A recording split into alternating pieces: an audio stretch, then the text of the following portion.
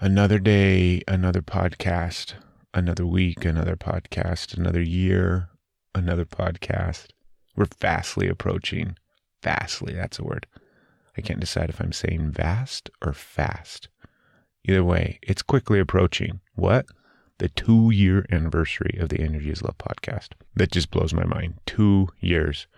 We now have enough episodes of the podcast that you, the listener, can go back and listen to one a week for the next 2 years. Just do that. Enjoy. Start from the beginning. But it's wonderful. Thank you to all of our listeners for all of the support. It's been super fun doing it, and we're going to continue. I'm going to keep going and going and going and going. But if you just found the podcast, if this is the first episode you're listening to, do me a favor and go to iTunes and subscribe and then rate it. Give it a 5-star rating. And then in the comments, write 5 stars. No, but if you go share the podcast, like it, review it, all those kind of different things, that just helps us continue to grow. There's some good stuff in here, so we want everybody to hear it and listen. Share it. Go tell somebody. Go to energieslovepodcast.com and find all the links, all the information, all the episodes. If you're interested as well, you can also go to the website and click on the tab that says coaching. I work with men one-on-one, and we go deep, we dive deep into all sorts of different stuff, but the sole purpose of it is really just helping that guy, helping that man slow down, connect, evolve, expand, all those kind of different things. And that's very elusive, right? Who knows what I'm talking about? But I love it. So if you're interested, hit me up, reach out on the website. You can email me at craig@energieslovepodcast.com so that I can help you. Let me help you. You help me, I'll help you. We help each other. It's pretty magnificent.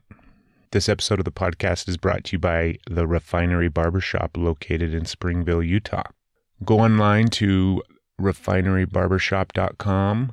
or go to Facebook.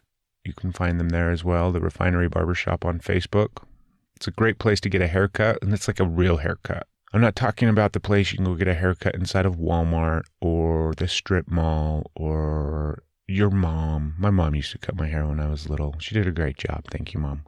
This is a real haircut. This is a real haircut, a real shave, a real trim up your beard, your mustache. It's the real deal. It's a cool place too, man. You go sit in those barber chairs and you're in this wonderful environment surrounded by these great men who are upholding this traditional style of cutting your hair that dates back to, God, I don't even know, a long time ago. We've been cutting hair for a long time, obviously, but if you're in need of a haircut or that nice little, I need to go get my beard trimmed again. It's looking pretty shabby. Go pop in, get it done. Say hi to Steven and his guys down there. And let them know you heard about him on the energieslovepodcast.com. Oh, go follow him on Facebook too. Get out there. Like, everybody's on Facebook, right? Or not anymore, supposedly. Who knows? So this episode's kind of unique. Honestly, I was a little nervous to do this episode. I was also extremely excited to do it. And this is one of those episodes that's pretty much just for me.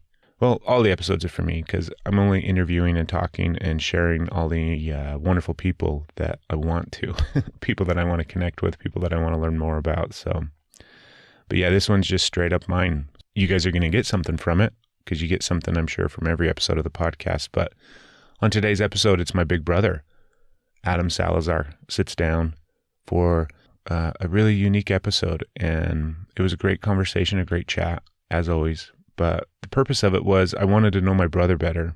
We obviously grew up together. He's a few years older than I am. But I had a recent experience and realization that I came to where I felt like I kind of only knew the cliff notes of my brother's life and his experiences. And even though I know who he is and we've got all of our childhood growing up in the same house together and spending all this time together, at the current state that I'm at in my life, I didn't really feel like I knew my brother that well. So what better way than sitting down and recording a podcast? And it was great. We absolutely loved it. We recorded outside on a sunny day, sat and got a little sunburn, sat back and relaxed and drank my coffee and just listened to my brother tell his life story. I don't know what else to say. I love him. I love the podcast, but I hope you guys enjoy. He's a fascinating guy.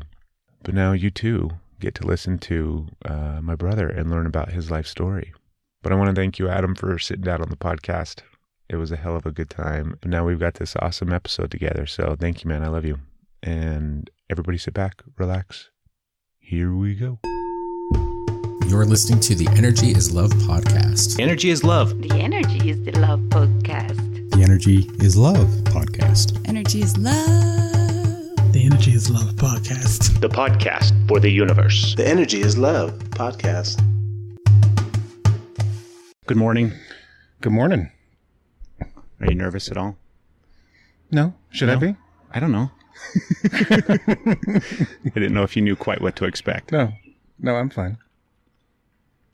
So we're going to start off with one of the things that I've been doing lately with this new batch of episodes, and I'm going to start doing that on every single episode that comes out, is everybody gets the question, what mental illness do you suffer from? Mm-hmm. What issues do you have when it comes to your mental well-being, your mental health, your mental balance? But something really, really light and easy to start the interview. Exactly, yeah. Because the whole purpose of that is bringing the stigma surrounding mental health out so that people share about it more, talk about it more, because I believe everybody has some form of mental illness. Mm-hmm. Everybody has some issue that they struggle with. So just getting better at talking about it openly, casually. Exactly. And, removing the whole stigma and everything surrounding it. So what's yours? I definitely feel like I get a little OCD and a little manic from time to times. You know what I mean? When those fucking things go over, we're going to have to pause. That's fine. My favorite was when we would be shooting on campus. Yeah. And like there's no bell or anything. Well, there is the bell tower, but there's no bell letting people know the classes are out. But all of a sudden there'd be tons of background noise and people passing in my shot and looking over. And I'm like, you know what? Let's just wait between classes and we'll go from there. Between that and the jets. Yeah. I think we did 2 projects out on campus. And then it was like, no, we're never again. We're recording from war-torn Ogden City. Right. Yeah. Where, what would they be? F-22s? I don't even know. They have like the latest stuff out there. Yeah. I don't know if it's the Raptor or anything, but it's not like Top Gun out there anymore. They've got some high-tech stuff. Yeah. So it's pretty fun. There's a road, and we used to play baseball on one of those fields where you can go and watch them take off, and it's just incredible. Yeah, to watch them go. Yeah, because the runway is at the end of the road, and so they just take off and fly right over your head, and it's a lot of fun to watch. Well, we'll do the best that we can with it because I wanted to sit outside. It's nice. Yeah. So back to your mental illness. So I definitely feel myself get a little OCD, but it's not like I don't feel like it interfere with anything, but I just start to get into that line of thinking, double checking things, trying to get as many plates spinning at once. You know what I mean? And then, I definitely feel like with the mania, I'll be riding a good crest of energy for a couple of weeks, and then something will happen, a setback with work or family, or it doesn't matter how minor, but then I'll just like take a little mini spiral, and it never gets to the point where I feel like it's debilitating or it keeps me from functioning. It's more of just a, this is what they talk about. Like this times 10 is what, the horror that all these folks are going through. And it's nice because Marisa and I, my wife Marisa, we're a very good checks and balance for that, because we talk so often. We're always, checking in about our day, checking in on how we're doing, just big stuff, small stuff. We visit all the time. So she's really good about helping me pull back from that or talking me down type of thing so that I don't spin out. Versus I think if people don't have that kind of resource, or if people have the or if it's a situation where somebody reinforces that, like you see these couples where oh yeah, it is like that. Oh, totally. Yeah, they are out against you. Yeah, they just aggravate it. Yeah. Then I think that would be Feed into that chaos. well. a And little bit. I don't know how they would pull out, out of that dive, out of that spinning out, without somebody to kind of when somebody's feeding into that, when somebody's telling them everything that feeds right into that. Yeah. So those are the two that I noticed the most. I'm sure my wife and kids would have A bigger list. a much bigger list. Well, I think it highlights, because I'm of the opinion too. That's why I think everybody suffers from these issues in one way, shape, or form, because it's all just this big spectrum and sliding scale in a sense, right? Oh, for sure. For Where, sure. like you said, you notice that, this times 10 would be the person that's really suffering, really debilitating, has a difficult time maintaining a regular life because of this issue, but yet you just have a smaller version of it in a sense. Mm-hmm. Well, and you really look and see, somebody that didn't have access to the same resources that I do, good insurance, good supportive family, regular income, you know what I mean? No, food insecurity or house insecurity. And you can see how quickly all of these little peripheral resources that you don't even consider, somebody who doesn't have that kind of stuff, how would they bounce back? I mean, they could slip on a banana pill, and just never be able to pull themselves out of that kind of stuff. Yeah, it's a lot more challenging. Yeah. Have there ever, because I think another factor too is you go through phases in your life where, it's enhanced and it's worse, or it may even manifest or morph into some other, what we would typically classify as some sort of mental illness. Have you ever had phases or time periods in your life where you feel like maybe you struggled a little bit more in some of those spaces? I've definitely gone through phases where I feel like I've been in a funk for a longer period of time, and it's usually associated with some kind of professional setback or some kind of professional failure. Like if I'm looking for a new job, and I go through 2 months of rejection, then it's harder. Then it's just like that omnipresent cloud that never has a break in it. Mm-hmm. And then I just like, oh man, I gotta, what do I gotta do? And so what I've tried to do in those situations, and again, this is, first world problems. I can just pause the job search. I can just pause whatever that stressor is and not think about it. Just put it aside, put it on the back burner, and then go back and, maybe, take a month off. And then the second, after that, go back and, change my resume, change my job alerts, do some things to kind of feel like I'm proactively remedying that situation. Yeah. Pull your headphone cord just away from the mic bit. There you go. Okay. So that I can at least mix that up. Did you ever go through a time period where you took medication for anything? No, I'm sure that there were times where I should have been on something, or I could have, but it wasn't on my radar. Yeah. You know what I mean? Did you know that I did at one point? I think we talked about it at one point. I didn't ever go on a strict regimen of it. Mm-hmm. I never really actually took anything, but I was seeing a counselor for a long time. It's when we lived up in Layton, and I saw this guy that I really, really liked, but he was like a clinical social worker. So he couldn't technically diagnose you, and he couldn't prescribe things. And so he refers me out to somebody else that can actually do that. And I went and saw this guy and didn't connect with him at all. Just, he didn't listen to anything I had to say. More or less, he realized that was his purpose and his job, I guess, for the experience that him and I had together. So he was just like, here, try this. And he threw a sample pack of some medication that was for bipolar. And I think I tried it for 2 or 3 days, and that was it. I'm like, fuck that. It was weird. It didn't make me feel good at all. Yeah. And granted, I could have, because that stuff takes time to get into your system, right, and you acclimate to it. But right, that was the only time that I ever took anything, and I hated it, other than just self-medication with alcohol and cigarettes. And all sorts of other the standard stuff. self-medication routine has never failed me. So. Do you want to move into the shade? No, do you want okay. a hat or anything? I'm fine. I've got plenty of sunscreen if you need something. It's okay. So one of the main reasons I wanted to talk to you, I told you a little bit when we chatted on the phone and stuff like that. But what I want to do is I want to hear about your life. Okay. I want your life story. Okay. You were there for the first half. Yes, but I want to hear about it, right? I want you to pretend that I wasn't there for it. Okay. And I want you to give me your life story in a sense. I had this, it was back in March when I went on that retreat, in Josh retreat for your Everyman. Vision Quest. Yeah. Yes. Yeah. And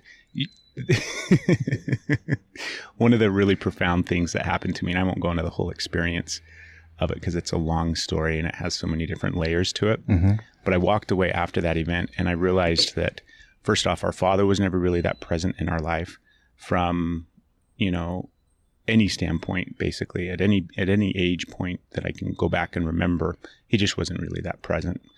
And then some part of me needing a father figure just transimposed all of that need, all of that want, all of that desire, even if it was like on a subconscious level, just shifted it to you because I idolized you. I looked up to you in so many ways. Well, how could you not? Right? I mean, it's normal, Yeah. I think. Well, plus I'm pretty awesome. You are. It's not just that I'm the older brother. It's that I walk on water. But I realized that in some regards, right?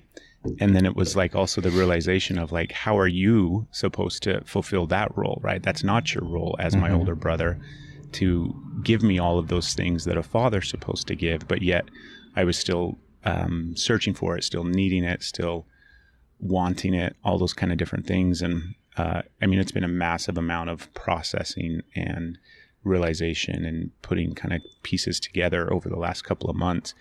But we had dinner. I got home from Joshua Tree and called you, and we went and had dinner.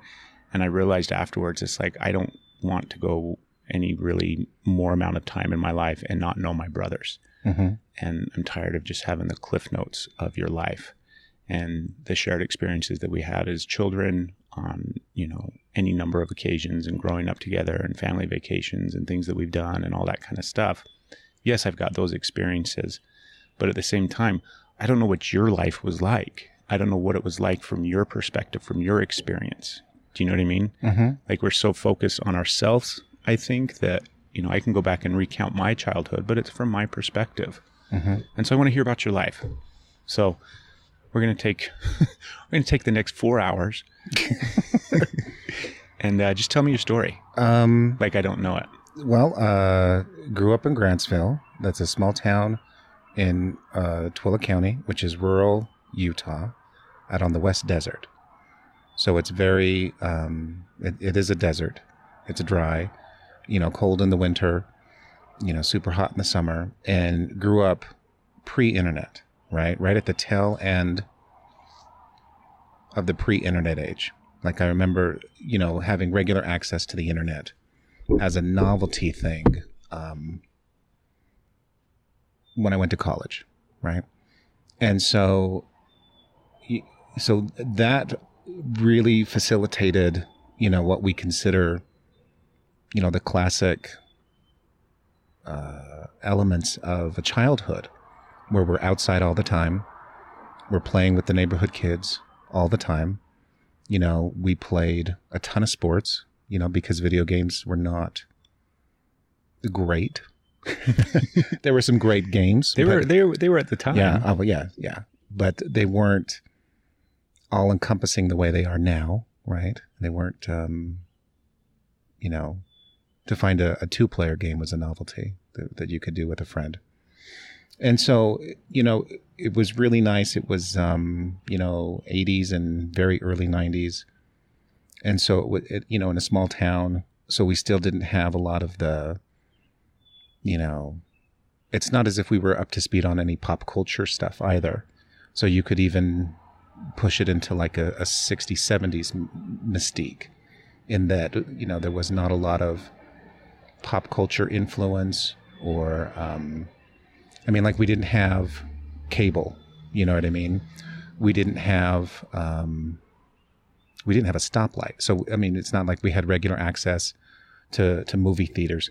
I listened to the guys on Geek Show because they're roughly just a few years older than us. And they talk about comic books and how comic books was a major part of their childhood. And part of the reason why they had access to comic books was because they were in a bigger city, So we would have loved to have comic books, but I don't know that there was a place where we could have gotten comic books in that town. And then same type of thing with music, adult contemporary and country was really the only music on the radio. So it's not as if we got exposed to a lot of trends or culture that was really, moving or shifting. I mean, I get to college and there are, pop culture references, songs, all kinds of stuff that everybody knows by heart. And I had no idea what they were. I remember at my graduation speech, the speaker at my graduation for high school or for college? high school, for high school, specifically referenced Beavis and Butthead, right? Yeah. And he thought he was the most clever. I think we're upsetting this guy here because we're in his spot. Oh, that's awesome. He has the deck reserved for this time of day. It was a squirrel that just ran by. Yeah. He referenced Beavis and Butthead, and we're all just sitting there thinking, brother, nobody here knows. Like, we get that Beavis and Butthead is a thing. Nobody here has seen a single episode. Yeah. So it was kind of isolating in that respect. But it was great. I mean, and I love being from Grantsville. I love being from Twilla County. I couldn't see myself living back there. But part of that is just, the industry I'm in. There's not a ton of work that I could do out in that area is all. It's still pretty rural. Oh, yeah. And that's what I've been surprised by. Maurice and I talk about that because we've got all the nieces and nephews that still live out there. We thought the internet was going to be this big, equalizer and level the playing field and give these, rural kids so much access and kind of just get everybody on the same page. And it's like, no, it's still 20 years behind out in places like Grantsville.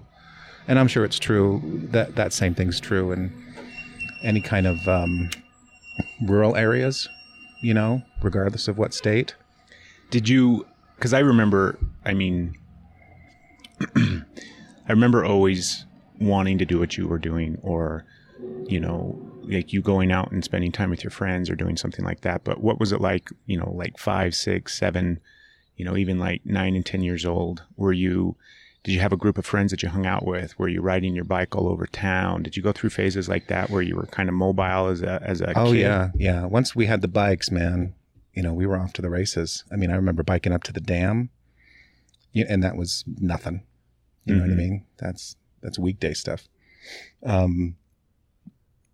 Walking, it didn't matter. You could walk and go get a shake, from Robbins or some of those things, and it was nothing to walk down to Way Station and get a big gulp refill, and I look at it now and think, how much sugar and garbage were we eating? It's like, well, you were walking a mile to get there one way. You know what I mean? And then just, grabbing you guys, you and Brian, and going down to the school and playing Frisbee or playing games in the backyard. Did you have a group of friends, though? Like, did you have buddies that you hung out with on a regular basis? No, I didn't have a group of buddies that I hung out with on a regular basis. Not like you had. Not like Brian had with Benji. I had friends that were in different spheres. So I would have friends that I always play sports with. Or I had friends that I ultimately end up doing theater in high school with. But I didn't have any close buddies that I grew up with and that I hung out with, regularly. Like a big portion of my, the adolescent age when you're kind of coming into your own, like Asher's right at this phase. He's going to be 12 soon. And you're going into middle school and junior high school and things like that. I had like this dedicated core group of guys that, I'd hop on my bike and go down to Kelly's house, or, I'd walk up the street to Clint's or whatever. But I had all of these guys that we would continually ride bikes all over town, have sleepovers on a regular basis. We would do all of these things all the time. And I remember, that defined a big portion of my childhood. Did you not have that? No, I didn't. Not at the bike riding age. I had like we had kids in the neighborhood that we would hang out with, or we'd bike over and see what they were doing or if they could play. but I didn't have the same group of friends all through, elementary, junior, middle school, and high school that I was constantly doing stuff with or constantly hanging out with. Alex is that same way. Alex has the lunch bunch, and they're, always in each other's back pocket. Mm-hmm. But no, I didn't have. I had, like I said, I had friends that were from different groups and stuff, but. So you didn't have like a bunch of sleepovers and things like that? No, not really. Not that I can remember. So what did you do? Like for me, I'm sitting here thinking, I'm like, that defines so much of what I did. Yeah. What did you do then during that time period? From what I can remember, it was just just riding around on our bikes, riding down to the way station, riding around the elementary school, doing all those silly fun things at the elementary school when they had those toys that could kill you. Mm-hmm. And they had that big, long slope that kind of pulled up into a ramp. I remember we used to jump our bikes off that, biking up to the little dam and going fishing. I remember when the little dam came, or I guess it was the big dam because the little dam was the runoff, and biking out there with our fishing gear. Went fishing out there with a bunch of friends at some points, hanging out and trying to find a basketball hoop. And, we'd go down to Zeb's place at the end of, I don't even know what that street is, Cherry. Mm-hmm. And they had a basketball at the end of that little cul-de-sac, that little one way. And they had a bunch of guys our age, so there's always somebody playing ball. So that kind of stuff. And then I did a ton more scouting stuff. Yeah, how big of a role do you think that played in your, growing up? Well, pretty big. You know what I mean? We had a real active group for a long time. And so I remember doing a metric ton of scouting stuff, whether it be the weekly meetings where we'd go and do some craft or some kind of scout skill, or the campouts. Because, rural Utah, pre-internet, like it was just, everything was outdoors. I mean, we could have gone into our backyard and earned an Eagle Scout. You just had so much, all the South Willow stuff, all the Davenport, so many different campouts. And sometimes it was just an overnighter. Sometimes it was the 50 miler, mm-hmm. You know what I mean? That we did that one summer. So tons of scouting stuff. What are some of the highlights like in your mind? How often do you think back to your childhood? Do you not really? I don't. I don't think I do really. You know what I mean? I really enjoyed the scouting stuff. The 50 miler, some of the scout camps. We did a lot of the scout camps. Some of the family vacations. Some of the family vacations with into California, into Yellowstone. The stuff we used to do with Mom's dad, Grandpa Imlane. That kind of stuff, holiday stuff, that kind of stuff, but not. I think part of it is that you still live out there, so that nostalgia is everywhere. And anytime something in that town changes, it cues up all of that nostalgia for you. Oh, yeah. You know what I mean? Versus anytime I drive through Grantsville, it's a completely different experience for me because, I notice the things that have changed. I tell the kids a couple of lame dad stories and that's about it. I'm not immersed in it, in that area. So, yeah, I definitely am. Steph just opened up her studio and, for massage, and it's in Robbins. It's in the same building that really? Robbins is. Yeah. Yeah. And we were sitting in the lobby. She was waiting for the lady that owns the building to come by, and we're sitting there, and I'm like, I could just close my eyes and visualize what that place looked like 20 years ago. I mean, we could go in and tell you where the video games were, Yeah. and the ordering counter and the stuff we used to get. Mm-hmm. You know what I mean? That was the good stuff, man. That was just down the street, dollar shakes. That's what every boy needs. So now tell me about like your family dynamics, kind of from your perspective. My family now, or our family growing up? Growing up. Well, Mom and Dad, I feel like fought a lot from, always, Dad being, working the hours that he did kind of created a dynamic where it was, one way of doing things while he was gone and then a different way of doing things when he was home, that kind of stuff. But I don't remember like a turn or a massive shift. I mean, I'm sure you do because you were a little bit younger. And so when they broke up, it was right in your early high school years. Yeah, I was 14 when they got divorced. Yeah. So for me, I was out of the house when everything finally happened. But for me, I just remember this, omnipresent tension that was just always part of the deal. You know what I mean? You got to give me more. Well, I don't know what you're asking. I don't know what you're looking for. Well, just describe. I mean, like, what was it like to grow up in a house like that? Well, it was tense. You kind of learn to navigate, and kind of move between that, kind of watch your P's and Q's, I feel like I spent a lot of time at other friends' houses. I didn't feel like ours was the house to hang out with because of that tension.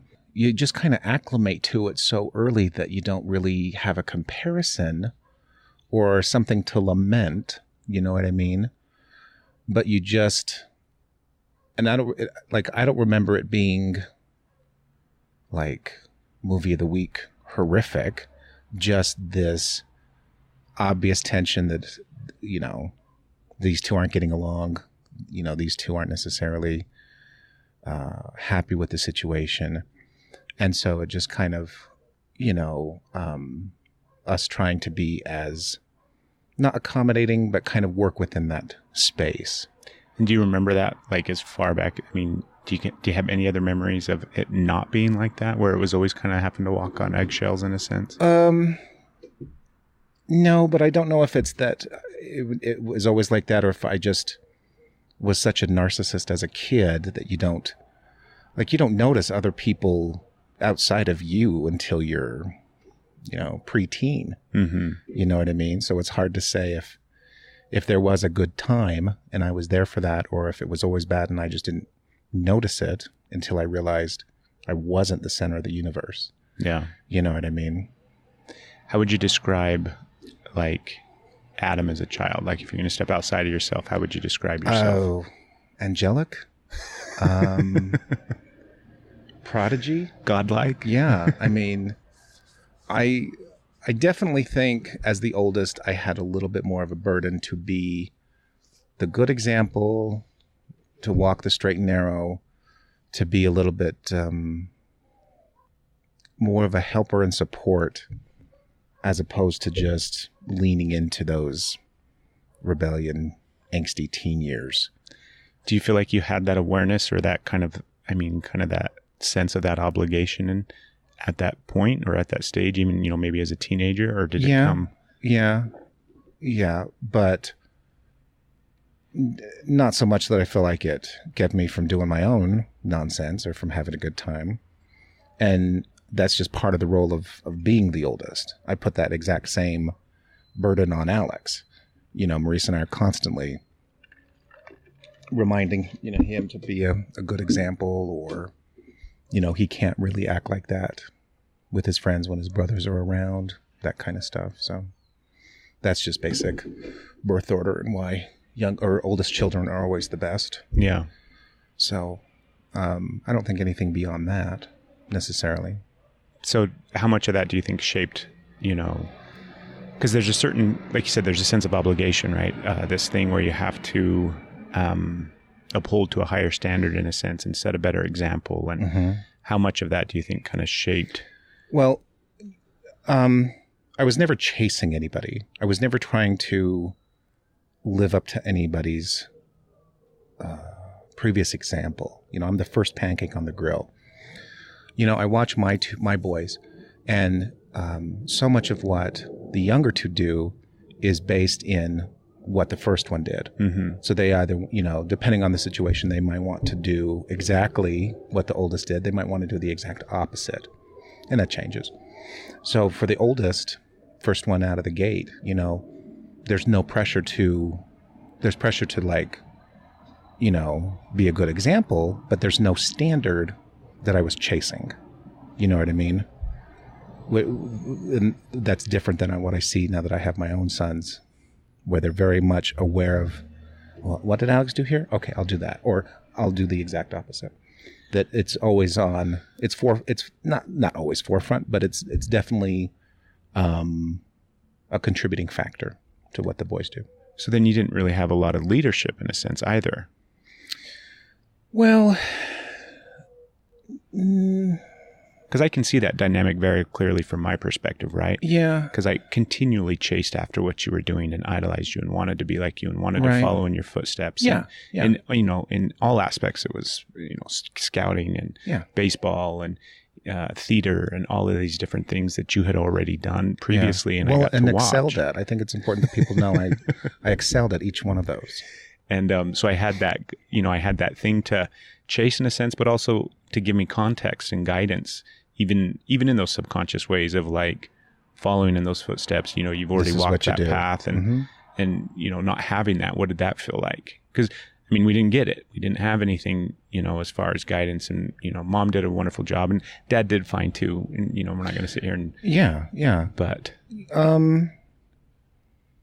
I don't feel like I was ever lacking for guidance. You know what I mean? They were both really good about calling out bad behavior, but I don't feel like I ever went through, and again, I'm sure Mom and Dad would tell you different, a big rebellion stage, a big I'm just going to react to this status quo or this situation in an opposite way just for the oppositional value.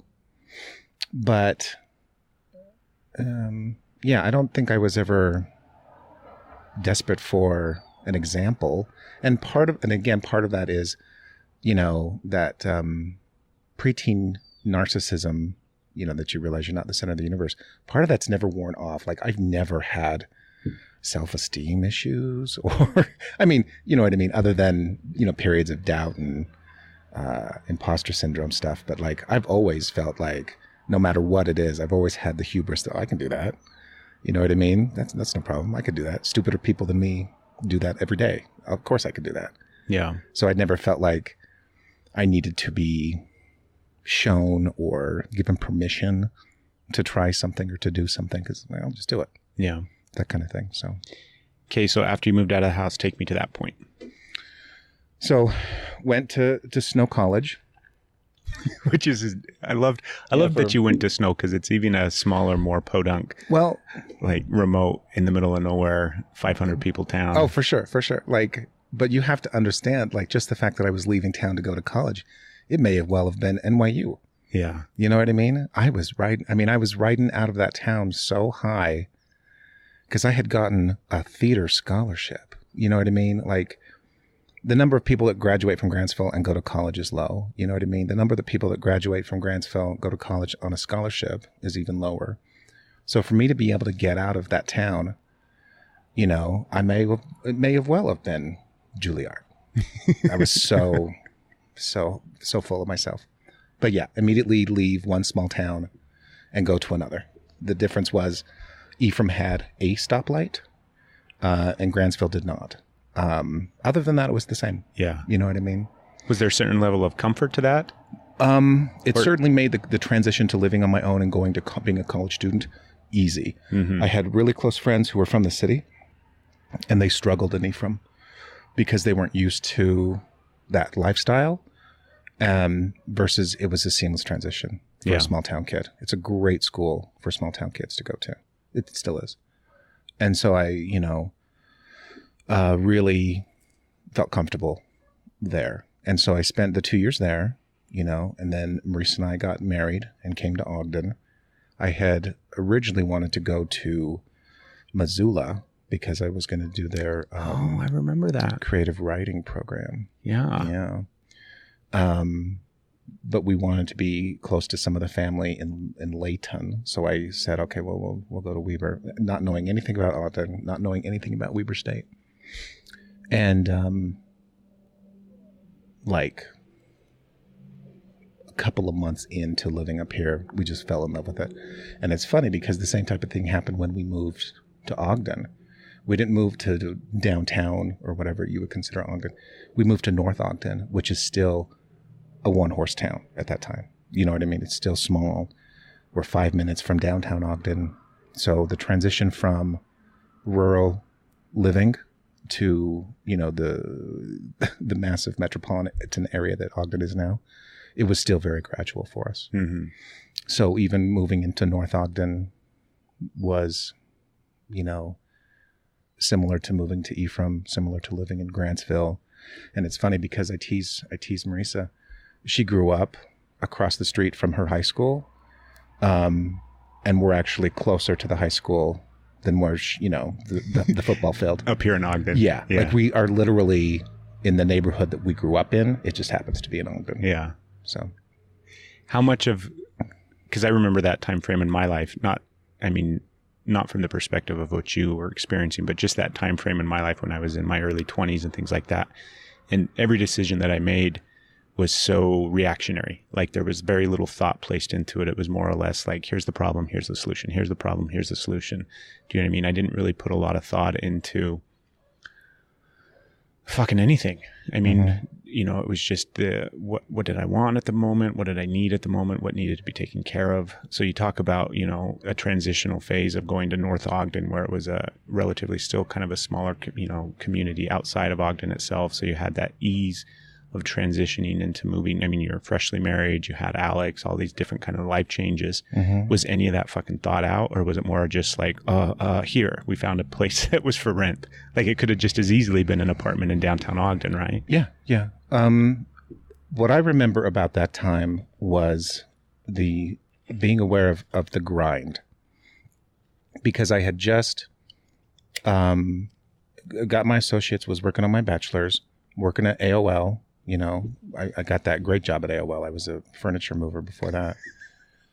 But it was like, you know, this was, you know, mid 90s, right as the tech bubble is about to burst. So everything was just do the work, get that degree, and then you're going to go make six figures writing for this new internet. You know, because everybody was going to need, you know, worst case scenario, I'd be some kind of tech writer or some nonsense, you know, because it was so easy to be a tech writer back then. But it was just the grind. So it was just keep the head down, focus on that degree. You know, we had heard, there were always these rumors that these guys at AOL were frontline employees were cashing out their stock options after a few years and turning into millionaires, because AOL represented like the pinnacle, they were on the forefront of all that internet shit. Well, and not just that, but like that was going to, I mean, it was like Google of the day, in that if you can get in on the ground floor at something like this, then you could be set for life. Yeah. Like the stock is going to double. It's going to, you know what I mean? And some of that played out and some of it didn't. Most of it didn't. So, you know, getting a job there was like, man, it could be, even if that college and that writing thing doesn't work out, then I could just sit here and be a millionaire after 6 years. You know what I mean? When all my stocks vest or some nonsense like that. So I remember there being a lot of idyllic opportunity and thinking, I just gotta keep my head down and put in the work, you know, earn the degree, put in the years at a company like AOL, and a lot of these things would kind of take care of itself. How old were you when you had Alex? 19. 19. No, 20. What was that like?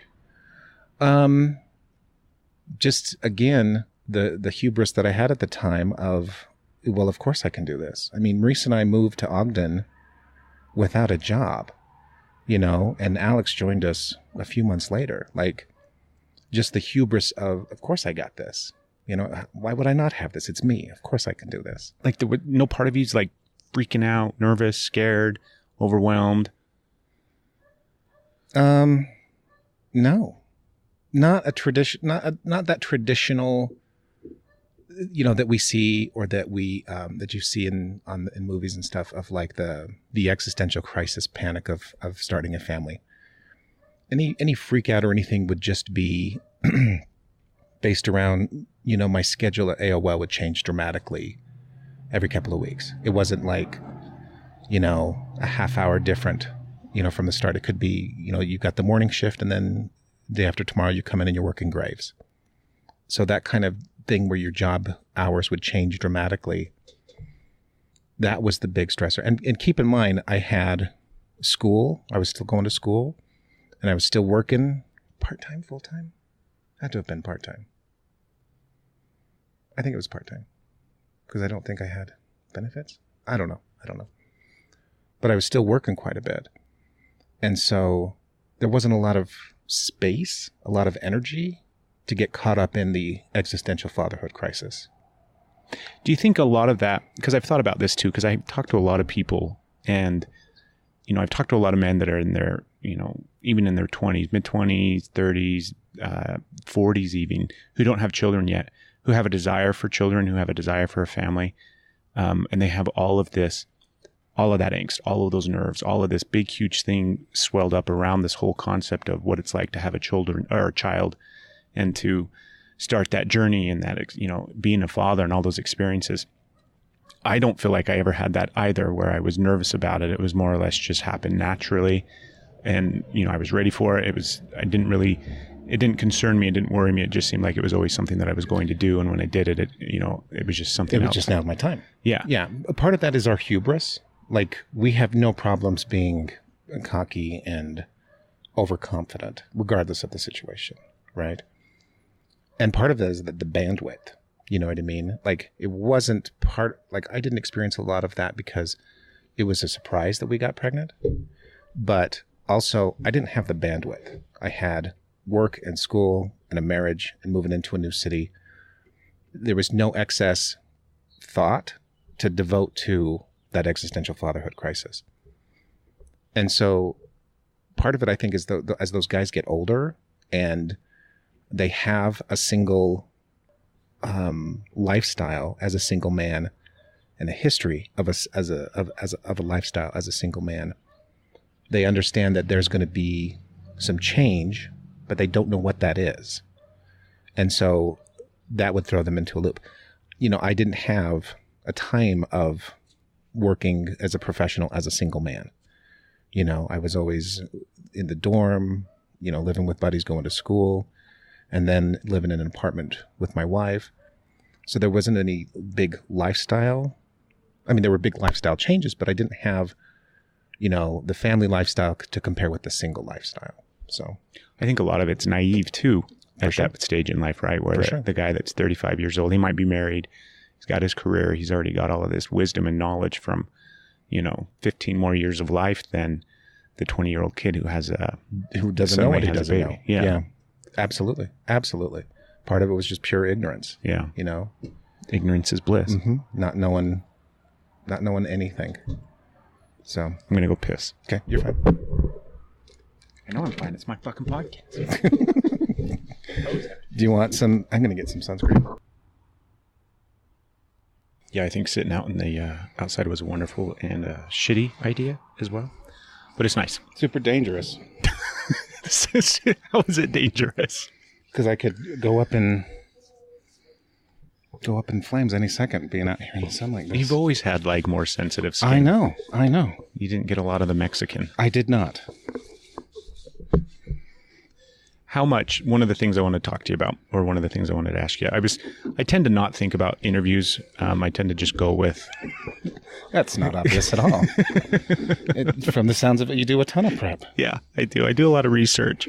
I spent the last week, going back through our family photos and old yearbooks and looking at everything just to refresh my memory. But how much of, not how much, throughout your life, because we could continue on and, we could get into more detail about because you've got 3 boys now. You and Maurice been married for 20 plus years, right? Mm-hmm.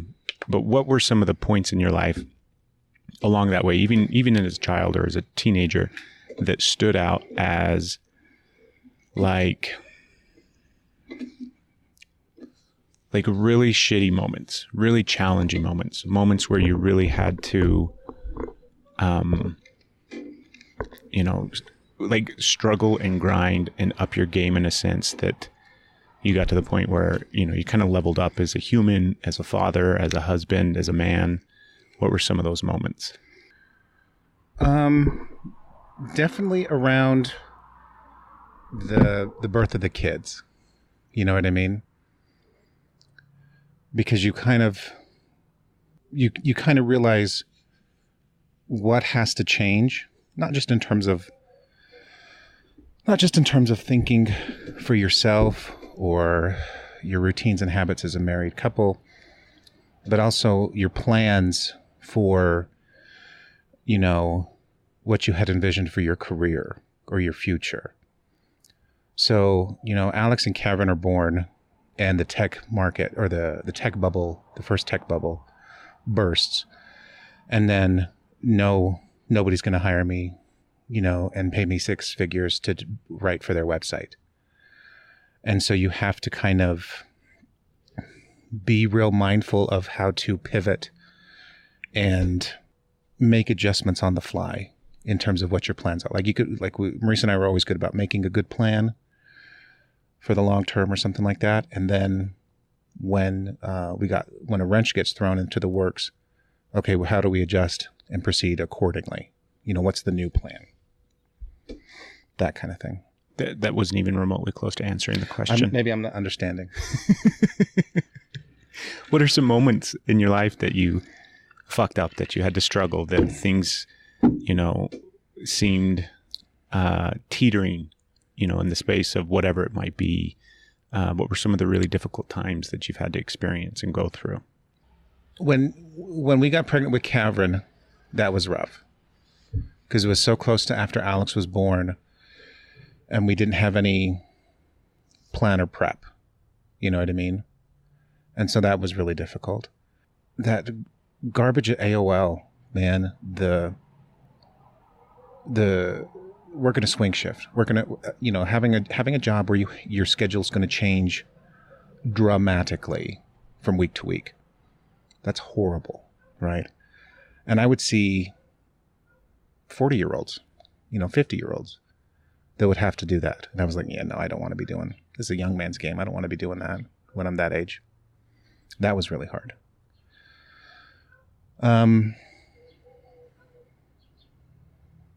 When Rocky died, that was really hard. That was hard. I mean, he passed so suddenly. He was so young when he passed. Maurice's father. Yeah. Maurice's father. That was rough, because we just didn't have any kind of context, any kind of warning. We'd never gone through a death in the family together. You know what I mean? We still had little ones. They were up in part of our lives so often. You know what I mean? He and Danil were always up to visit us. So it was a direct, dramatic change to our daily life. What did you do? How did you manage? Like, what, with the traumas and stuff, you there's no right or wrong way to get through it. You just have to get through it. Yeah. What did you do? Like, what do you mean specifically? Like, what did I do? Like, how did you manage to cope and move through that time period? You just have to. Don't say you. Craig, it's 20 years ago. I know. I don't know details about what I did on the day or things that happened. But it's a good, that's a really shitty thing to have to experience and go through. Mm-hmm. And so what helped in that space? What made it, because you can't necessarily make it easier, but what made it, looking back now, what were some of the ways that you coped and managed through that space that was healthy and some that weren't? Talking about expectations with your partner was healthy, because I would get into I would get into this headset where I would plan out, regarding career stuff, regarding job stuff. And I'd think about what I would want to do in okay, I'll do this minor, I'll take these classes, I'll graduate and I'll do this type of work.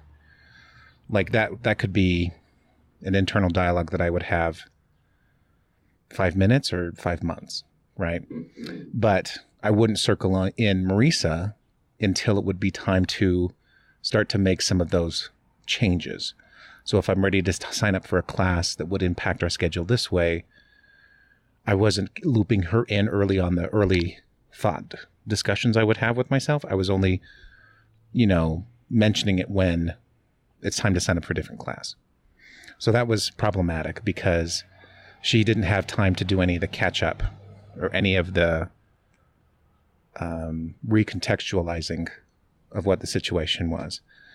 When Rocky passed, I just remember thinking that, I just need to give the Estradas whatever they need, however much time or space or resources or support.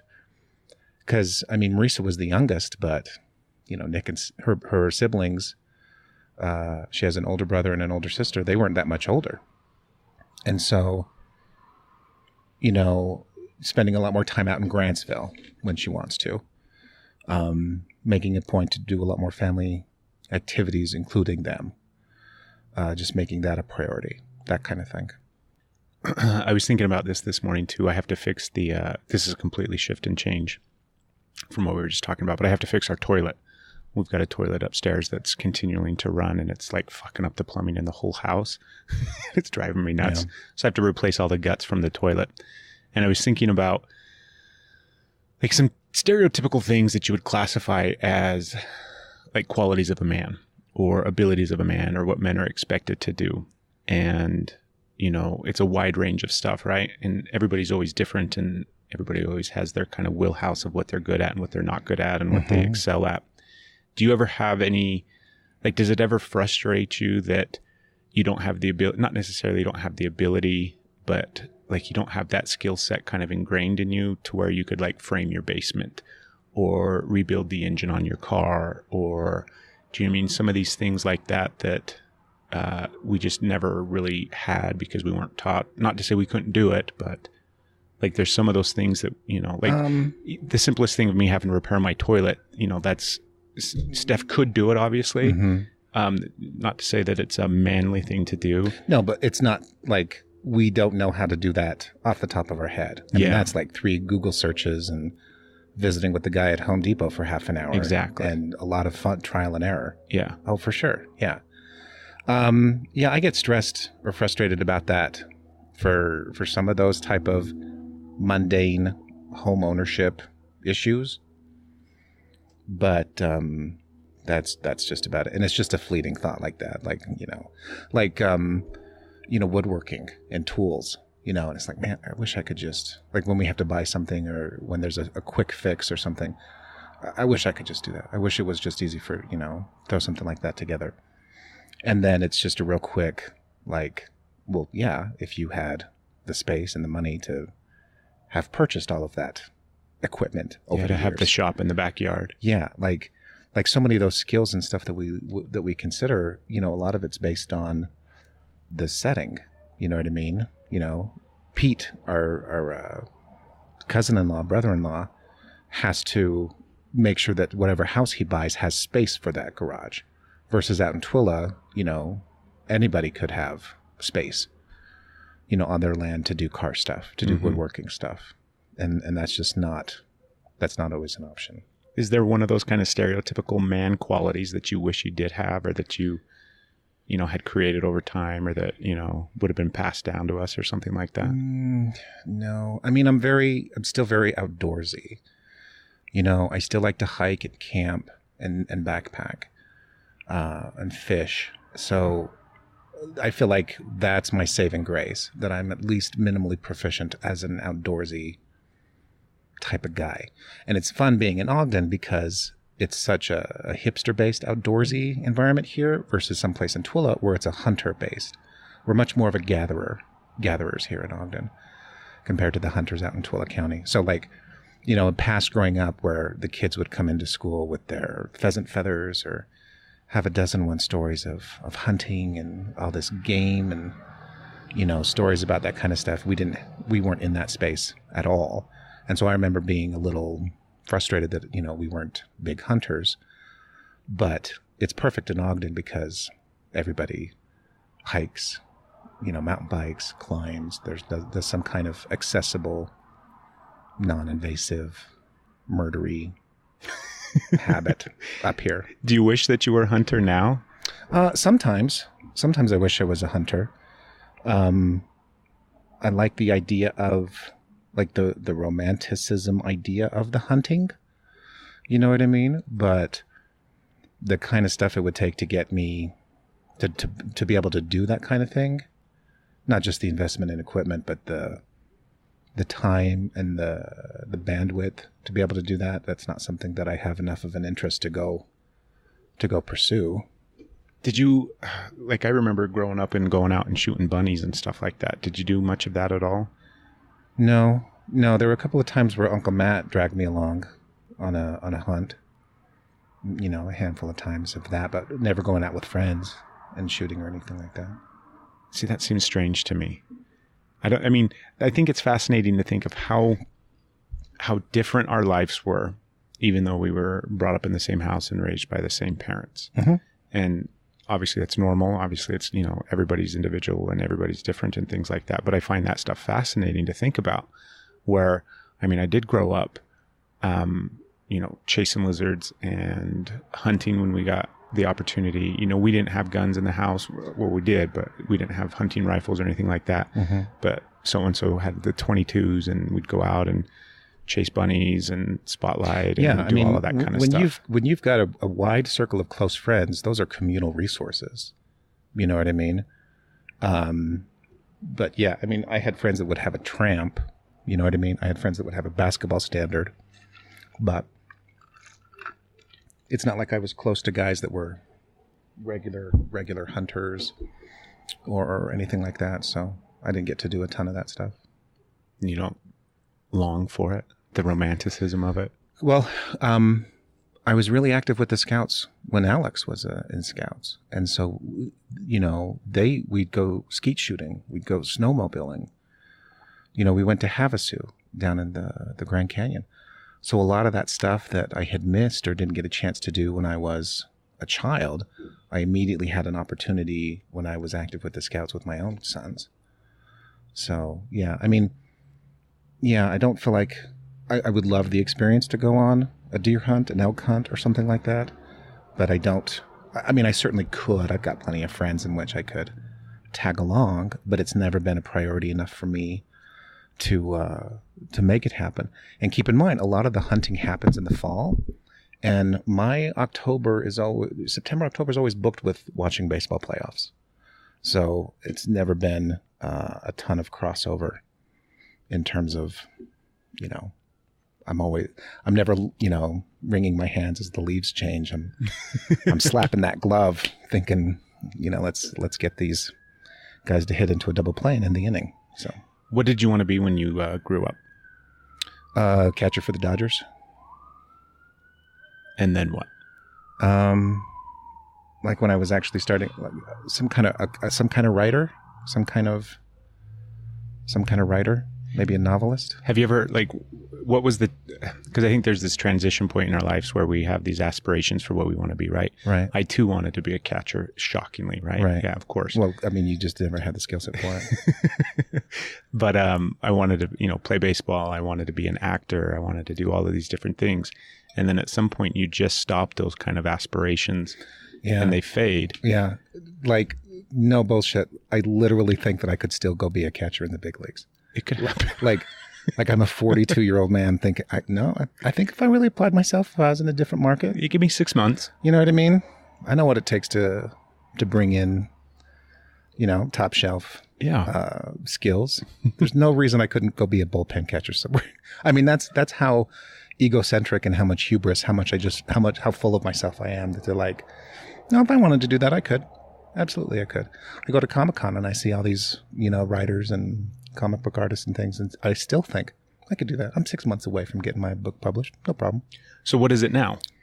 What I want to be? Yeah, what, if you could, instantaneously, if we could change next week and you're going to pick your dream job or your dream passion or the thing that you would want to do, what would that be?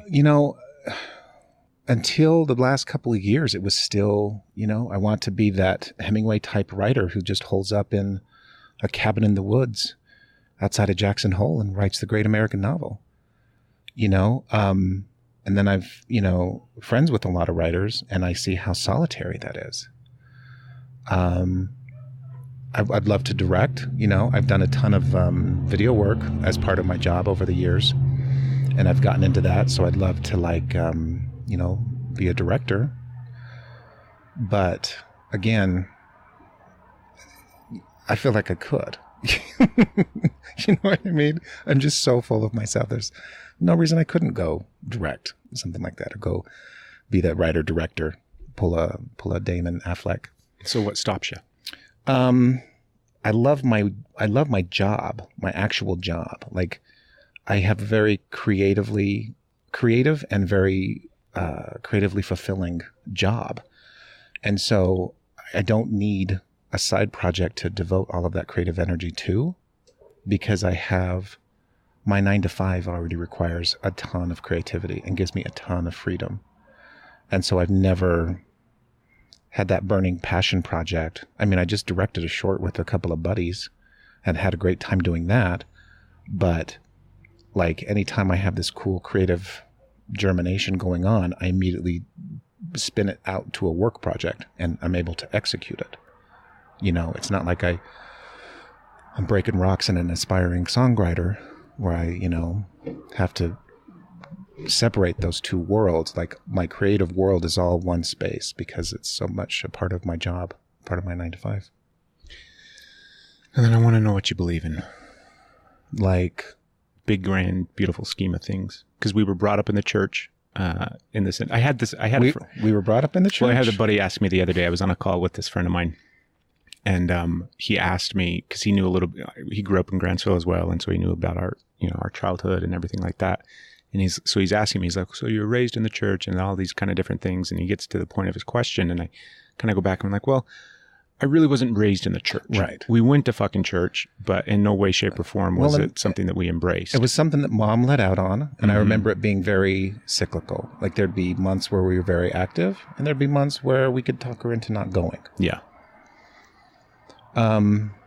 So I would have to say right now I am firmly agnostic. Not really. Like, I definitely think, these religious icons, there's something to them, but I don't necessarily think there's one path to God, or that, God is some formal construct. You know what I mean? Like, I don't think you can take something that's infinite and quantify it in any kind of thing that gets distilled down to a sentence. Like, it's just not that simple. I don't think it's anything that we can kind of quantify or understand. So do you have, would you say that you have a firm belief in something? And if not, is it something that you feel like it's not necessarily needed? I have for me, it all comes back to family. I have a firm belief in family. When I'm with my family and when I'm hiking outside, right? Those are the two times that I feel the most spiritual, the most at peace, the most relaxed, the most connected to something bigger than myself. But that's about it. So if there was ever a church of, hiking with your sons, sign me up. You know what I mean? And do you ever go through periods where you question what that bigger thing is that you're connected to? Or are you just kind of comfortable with having it be? I am always the biggest thing that I am connected to. I cannot overstate how big my ego is. No, there's never periods of time where I go through some kind of existential, what does it all mean, crisis. Again, part of it is that I don't ever have the bandwidth. Reese and I, are just getting teenagers and early adults out of the house. So we've been parenting teens for the past 10 plus years. And our youngest one is just in the thick of it. So we don't have a lot of access, time, and energy to question the big the big things. Part of that is because we're not active in the church. So those aren't conversations that naturally come up, and we're not trying to impart religious lessons to the kids in that way. So, yeah, I mean, we try to answer their questions as they have them, but it's not a part of our day-to-day the way I think it is in some families. You know what I mean? Yeah. What would be the fire that kind of burns inside of you and like spurs you on in life? I'm very much about doing the good work. And what I mean when I say that is that, you know, is this project, is this work, you know, contributing to the success of the company or the business? Is it on par or pushing the envelope for the industry of what's happening in this industry space? Is it stretching my skills as a professional? Is it stretching, you know, my capabilities as a marketing person? You know, and as long as it's pushing those three things, that's what keeps me, that's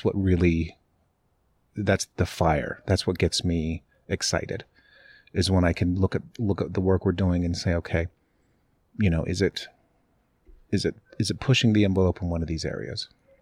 Okay. So that's in relation to work. What about like his life and who you are, and a man and a husband and a father? You know, I don't know, boring stuff, being supportive, all of that lame stuff that I'm supposed to say, being a good dad, all of that nonsense. We're getting to the point now with the family where I just want to be a resource and be helpful to help them. Like, you know, my 2 adult children that are out of the house, I can't teach them any more lessons. I just have to be supportive of the decisions they make. You don't think you can still teach them lessons? I think I can teach them lessons by example. Mm-hmm. I think I can offer counsel directly or indirectly, but it's not like with Gabe where we can have a come to Jesus and say, here's what you should be doing. You know what I mean? Because they're adults, they're out of the house.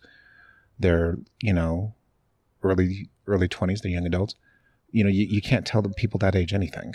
You know what I mean? And they already know everything. And so there's the value that I can have for that is to just try to be an example and try to gently offer counsel when appropriate, in appropriate ways, as opposed to take them to dinner and tell them what they should be doing with their life. Do you step lightly? Like, I get the sense and the feeling that you're still kind of, not still in the sense that you always have, but like where do you get to like be free and be, like everything seems very calculated, and it may just be in the way that you're talking because you're on a fucking podcast. Mm-hmm. And you know, this isn't the easiest thing in the world at the end of the day. But like, it feels like everything's very calculated not in the analytical point of view, but, you know, methodical, thought out. Like, where do you get to break free from that? Where do you get to kind of just not just create, but fucking, you know, I'll give you an example. Yeah. And you and I are different people, obviously, but yesterday I was mowing the lawn, fixing the sprinklers, getting everything fired up and going. And at one point I was listening to this song. It's like one of my jams, right? It's one of the songs I turn on and just put on repeat, and it fires me up. And it gets to this point in the song. Party in the USA, right? Yeah. No, I get it. I'm pulling weeds and the sprinklers are going and the trampoline's wet. And I run out into the backyard, rip my shirt off, and jump on the trampoline for 10 minutes in the sprinklers as I'm, you know, doing backflips and stuff barbaric like that. yelp. Just like, when do you get that opportunity to kind of break free from the construct of all these different obligations and all these areas and the way that you have to be focused and calculated in a sense? Like, do you have those moments? Do you have those opportunities? I get that annually when I play in my baseball league, where it's just 100% selfish me for 3 hours, you know, once a week. And then I also get that when I go hiking, you know, when I'm out there in the foothills with the dog, because I put on my podcast, I put on my, of course, you're listening to the Energy is Love podcast. The Energy is Love podcast is always the number one. Or listen to a new album or some, you know, my favorite playlist, and I'm just gone. And you keep in mind, like, the trails in Ogden are world class. Like you never hike the same trail twice because everything is so different seasonally. But there's probably 20 different trails that I can walk to from here, and be gone for half an hour or be gone for the entire day. And so it's really nice. Like, it's scalable in that if I've got an hour to kill or I've got half a day to kill, I can go up and do that. And then that's what it is. It's a centering. It's a meditation. You know what I mean? It's exercise. But it's that forward momentum just brings, that movement brings a little bit of clarity and helps you get into a good headspace, solve problems, refocus on yourself, kind of center your energy. Like, it's great. It's really, really nice. So I would say that would be my equivalent of jumping on the trampoline without a shirt on. Yeah. What areas are you still trying to improve in regards to yourself, like self-work, or just where are you still trying to improve, not just as a man? Well, that implies that I would perceive a flaw, and I've been pretty close to perfect from the beginning. Okay, but there's definitely a part. There's definitely an area. I see things like when I'm stressed or frustrated or I don't have a lot of energy or resources to manage a conflict, I see me slide into bad habits, bad conflict management or bad communication habits. So I'm very cognizant trying to not let myself get so taxed so that I don't have that energy, and then make sure that I make the right approach into that conflict. Gabe is my youngest, 16. He's living, he's the last kid. So it's just him in the house. He's not the last kid alive. Yeah, he's the last man on earth. He's the last one we have in the house. And so, Maurice and I are because she's the youngest and I'm an oldest.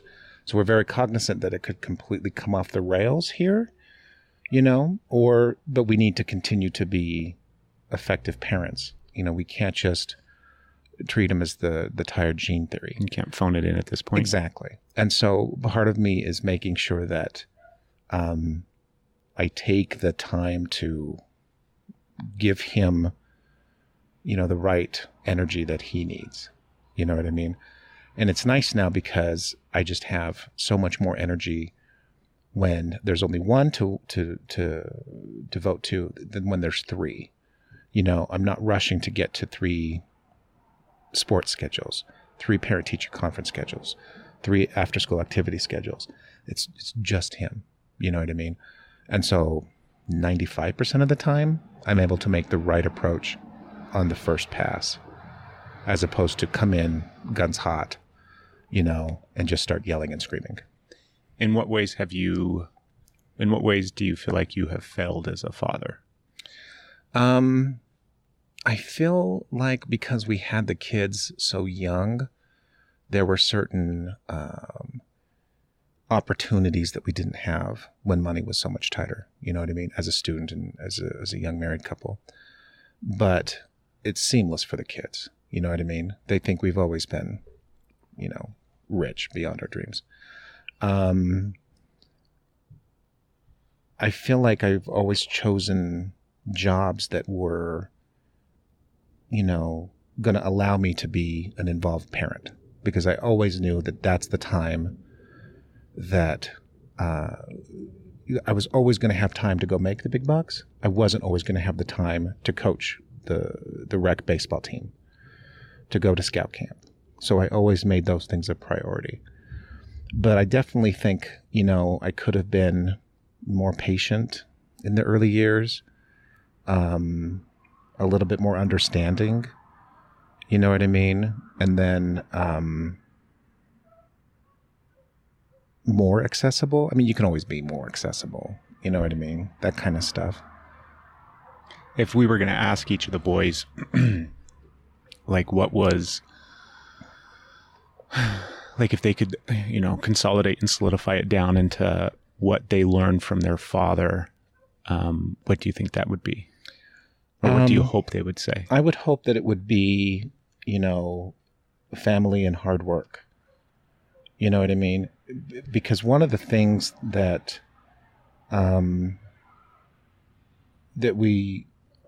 that's right front and center on our radar right now is that, you know, as these kids turn into teenagers, it's less about what you're saying and what you're doing and more about watching your example. You know what I mean? So I would like to think that, you know, being a good example, you know, being a good partner in a relationship, being a hard worker, having a good work ethic, things like that. And then what don't I know about you? I just drove a Cobra yesterday. Did you? Yeah, I got to drive our car yesterday, and that was incredible. Was it like on a racetrack and everything? No, just in the neighborhood. Yeah. This thing is basically a fighter jet. It's 2,000 pounds, so it's super light. But it's based on that 65 Cobra, so it's got that sport, you know, classic sports car body. But the folks that we get the frame and the chassis from have been tweaking this this design based on their race experience, because they're still actively racing this thing on tracks, in rallies, all kinds of races. And so they've been tweaking this design for the past 20 plus years. So this thing is incredibly smooth, incredibly powerful. It's just a work of art. And I got to play around and drive it. Our feet are too big to drive it. I'm going to have to wear some different shoes. Was it a stick? Uh-huh. And it's a racing car, so that clutch really sticks or pushes back that last 6 inches as you push it down. And then I can't get to gas and brake without bumping into my other foot. Mm-hmm. So I had to kind of make those adjustments quickly. But it was a blast. I don't know any big stuff that you don't know about me. Like, I don't know. You know? You can't think of anything? No, I can't think of it. I mean, I still think we're close in that we still do regular family stuff, annual, seasonal family stuff. Our kids are roughly the same age, and so we still have a lot in common that way, but I can't think of anything that I'm doing that you don't know about or that you don't know about me. What's the fastest you've ever gone in, a car or something like that? Maybe 120. Maurice had that little,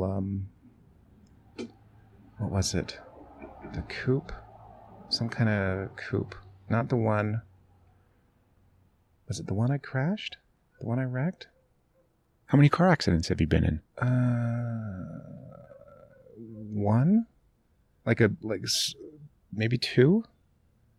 2 or 3, like technical fender benders. Yeah. But I got T-boned in Maurice's car at Snow. It was that blue one with all the dimples from Yeah. And then she got the little coupe after that.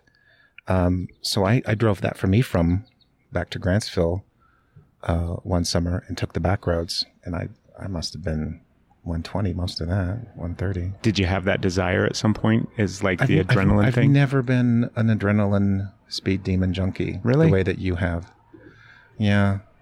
I don't know how that's not just innate in people. I don't get it. Well, that's another podcast. But yeah, no. I mean, I'll jump off the high dive. You know what I mean? I'll do the stuff, but that's never been like I've never been an adrenaline junkie in that way. Did you see that we went skydiving recently? I did. Yeah. Did you watch those videos? Hate-filled. I did a lot of hate watching, hate-fueled animosity toward all of that. Yeah, so I watched it all. From like a place of jealousy? Oh, for sure. Yeah. Yeah, because, I mean, you're down to the weight that you can do that. Exactly. And it looked like it was a blast. I was still... Great videos, too. Aren't those cool? I could not believe it. I'm like, well, that means they had to have somebody... I'm like, it's perfect. Yeah, it was like an extra $120 for that. Worth it. Totally worth it. Yeah, worth twice that. Yeah. It was amazing. It was definitely incredible. It was, not just on the bucket list, but it's something that after we got done with it, we're like, it's so easy and it's so convenient for us because it's 5 minutes down the road. And the investment to get to the point where we can just Because you can literally get to the point where you just go out there and pay like $50. Well, and it's right down the street. Yeah. I mean, you guys don't have to go far for that. Yeah. And, we can get to the point where we could get certified. And then Saturday, oh, what are we going to do today? Oh, let's just go out and jump. And, it would cost us $80 or $100. And we could do that whenever we wanted to after we make that initial investment. But that's something that we're going to do because it was so incredible. It was such a neat experience. I mean, it looked incredible. That's so exciting. Well, now I want to flip a little bit. And I want you to ask me questions. I want you to ask me things that maybe you've always wondered about me or my life, or things that you would want to know. Just anything at all. It doesn't even matter what it is. No, I got nothing. Give me a topic. Like, you're killing me, right? Because I'm your little brother and I've always idolized you and looked up to you. I've asked, but I already know everything. Don't, though. Like, there's massive amounts There's only so many stories in the world, Craig. I mean, I don't know why you think that ours are so unique. It's not that they're unique. I mean, it goes back to that thing where, you're focused on your own little bubble of life, the people that you're involved with, the things that you experience, your family, your friends, your coworkers, everything like that. That's reality, and that's the world for you. And like, what is there, if anything, that you would want to ask me? Like, I'm going to die tomorrow. I'm going to, on the way home today, I'm going to get in a car accident and I'm going to die. What is it that, looking back, you wish that you would have taken the chance to ask me? I feel like you think that these big, weighty questions, the big picture stuff is based on a dialogue, right? Like, you want to have all of these heady conversations, and you think that you're just a series of questions away from getting to that big picture, you know what I mean? Personal philosophy stuff. And I disagree. I think it's very much a, like, you just have to observe somebody. You just watch somebody to see what's important to them, to see where their priorities are, to see how they, behave in certain situations. You see how they are under stress. That tells you everything you need to know. You know what I mean? So, like, I can't think of anything off the top of my head to, and then again, anytime that I've had those questions, I've had no problem calling you and saying, "What are you doing? What's going on?" You know what I mean? But I can't. There's nothing that I'm dying to know or ask. You know what I mean? But again, it's because I feel like I've been checking in periodically. We haven't, though. But we hardly ever talk. But we hardly ever talk. But no, we hardly ever talk. But it's like, I don't remember the last time you called me and said, "Hey, what the hell's going on?" or "Why is this happening?" or "What's occurring?" or what. Do you know what I mean? Yeah. I don't remember the last time that has ever happened. Well, prior to us having lunch or dinner the few weeks back in March, and I think I told you this at the time, I think I couldn't remember the last time that happened with just the two of us. It was 10 or 15 years ago. Yeah. So we're not doing that. We're not, checking in. We're not, like, the fact is, I think you probably don't know what my day-to-day life looks like. And it's not to say that you have to in order to have context for who I am as a person, or, it doesn't obviously take away or withdraw from your life, and you're not sitting up at night wondering, "Oh my God, what did Craig do today?" That's not what I'm saying, but like, in the bigger context of things. I know where you choose to spend your time. I know where you choose to spend your energy.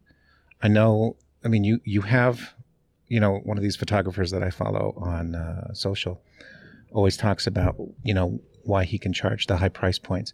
And it's because he finds the right clients, of course. But he always says, you have the money for the things you want to have money for. And so, I certainly know what the priorities are for you. What are they? Well, I don't know. You like to travel. You like to work in this hippy dippy space. You know what I mean?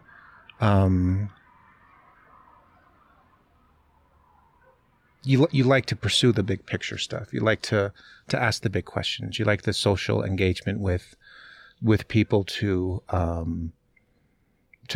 do this novel type work. You know what I mean? To to not push the envelope, but to have a different conversation with folks, to contribute your part to some of this, to this space. You know, this is a very unique podcast, the way you do it. So I think you like that. You know, you're a little bit of an adrenaline junkie. You can be shiny from time to time. You know, you've had a lot of careers over the years. Just that kind of stuff, you know. Did you worry about me when I was a cop at all? Yeah, but I always knew that you were going to be a really good cop. Like, you know, you weren't going to be in harm's way if you were like you would have been if you were in a bigger market, in a bigger city. But you were always going to be a good cop. You know what I mean? And, you know, that's certainly the takeaway that I had from your experience there. But again, you know, that's the pros and cons of living in a place like Twila, in that there's not always a place for people who are really good at their job. You know what I mean? But no, I would get worried when you would go through those transitional phases and you would go from being a letter carrier to being a cop. You know what I mean? I hated to see you move away from Layton because I loved having you so close, you know, even though we didn't, it's not as if we were part of each other's, you know, regular routine. You know, I just love the idea of having you in Layton. You know, all I got is Sammy, and she's still next door. You know what I mean? So that's great. But I can't think of any big picture questions that I've been dying to ask or been dying to know. You know what I mean? Do you feel like we know each other? I feel like we do, but I feel like that's mostly from, you know, 20 years of observation and stuff. And I feel like you don't, because we're not getting together and talking about the big existential pieces regularly. Is that a fair assessment? Is that? I feel like we know each other, but I feel like it's the character or the picture or the image that we have created in our heads for one another. Like, I feel like I know my big brother, but that is the, you know, the image and the picture that I have created of him. Mm-hmm. Because, like, I don't know what you do every day. I don't know what your day in and day out experience is. And I'm not saying that that's important. It's not like that's something that's missing. There's value lacking in that minutia and understanding, you know, like, it's one thing to observe one another, right? And the fact is, all we see is the big picture stuff. You know what I mean? I'm not seeing you mowing the lawn. I'm seeing you jump out of an airplane. Mm-hmm. You know, we're only posting, or we're only seeing or following the grandest of highlights. You know what I mean? You're not seeing when I'm not Instagramming when I get in a fight with one of the kids. You know what I mean? So you're only seeing the highlight reel. But still, like, you know, we have the same parents. We grew up in the same town. Our experiences were very different, but it's not as if that's going to turn us into completely different human beings. You know what I mean? And I see, you know, the mannerisms and the conversation not the conversation patterns, but the nonverbals that our grandfather have, that our dad has, that I do, and I think, oh, I bet you sure as shit Craig is out there doing this. I bet you when Craig gets stressed, he does this, because that's what I do. You know what I mean? So I don't think there's as much disparate experience to kind of change us into completely different people. But I think you're right in that we could do better about checking in and having those types of conversations. But I also think that, you know, you're discounting 20 years of observational data. You know what I mean? Like, you've seen Maurice and I, you know, as a couple and as a parent for 20 years. That's going to give you some pretty good insight. You know what I mean? I've watched you go through, you know, all of your stages and stuff, and that gives me a pretty good insight. Having a conversation about it doesn't give me a more accurate big picture. It gives me your perception of it. It gives me your headspace around it. It doesn't mean that's the ultimate truth to it. You know what I mean? You're always the hero in your own story. So I think that, you can't discount the value of 20 years of observational data. You know what I mean?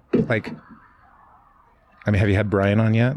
No, we're gonna have to do this again at some point down the road when all three of us can be on. For sure, because that would be really fun. I think. But how often do we talk to Brian? And how tough of a nut is that to crack? Well, I think it's incredible. That's the thing is I think you're talking about surface things and not in the sense of discrediting them or making them smaller or things like that. But this observational data that I have in regards to you and the way that I've seen your life and experienced it. And, I feel like that's just maybe 1 or 2 layers deep. And there's so much more to who you are. There's so much more that makes you. But I'm not talking observational in day-to-day stuff. I'm talking 20 years of life decisions, of life decision. You know what I mean? And you saying that, the only way to convey that kind of self-awareness is through dialogue. I think dialogue is a part of it, but it's only one part of it. You know what I mean? And the dialogue is just that person's perception of the events or the situation. Well, I think like Brian's a good example. First off, Brian's our other brother. Right. So I have who's not here. So it's horrible that we're even talking about him. But I think we have I know for me personally, I have a very clear picture of what I think Brian is. And then every time we get it, because he lives in another state, we hardly ever get to see him. We do it. I do a terrible job of staying in touch with him. Mm-hmm. We both do. Every time I get to see him, yes, I see that image and that picture of what I think he is. And it's some qualities and some traits and some things that just make up who he is. But then I think I always get the sense too, like there's way more. He has evolved and changed massively in, do you know what I mean? The time span that has taken place over the last 5 or 10 years. So how is talking to him going to help you fill in those gaps? Because part of it is your expectation that everybody's going to have the same kind of heady conversation that you want to lead out on. Yeah, no, I'm definitely picking that up at this point in the conversation in this podcast episode. Right. But my own personal experience tells me that in those conversations, in that space of, because it's not just, I don't want to know what you do day in and day out. I want to know what it feels like. I want to connect to you and get the sense and the feeling and the sensation of what you think and what you feel and what you process. These are all abstract. They're not though. So what's a line of question that you have to get to that? It's some of the stuff I've been asking you. Right, but you're asking me things in the abstract, and so I struggle to answer them. Because you don't go into that space. Right. I'm not as well versed as you going into that space. Yes. And so it's a harder, like you said, it's a harder nut to crack. I mean, my guess is you would define Brian in some of the same ways that I would. But when I'm in his space and when I talk to him and when I connect with him, I can see that there's way more that's taken place. So part of the exercise of the podcast is to try to verbally walk a mile in this other person's shoes. To some extent. Do you know what I mean? To some extent, yes, it is. I mean, at the end of the day, all I enjoy is just the fucking conversation. Right. I just like being in the space. For sure. But I know that from not just sitting around, because it's not just sitting around and having deep, abstract conversations where we discuss, all of these bigger, greater questions and things like that. What is God? Yeah. I mean, that's a wonderful conversation. But at the end of the day, like when you talk, there's been times when I've had conversations with you where I feel what you're saying. I feel connected to you.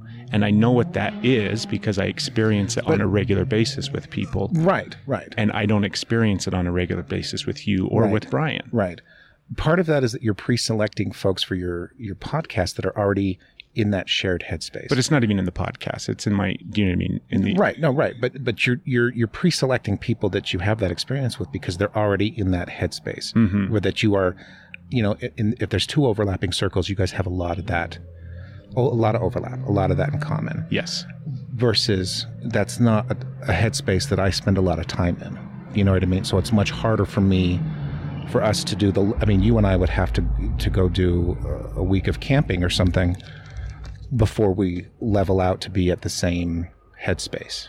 You know what I mean? And we get like that. Like the longer we're on a family vacation, the more in sync and more in tune we are.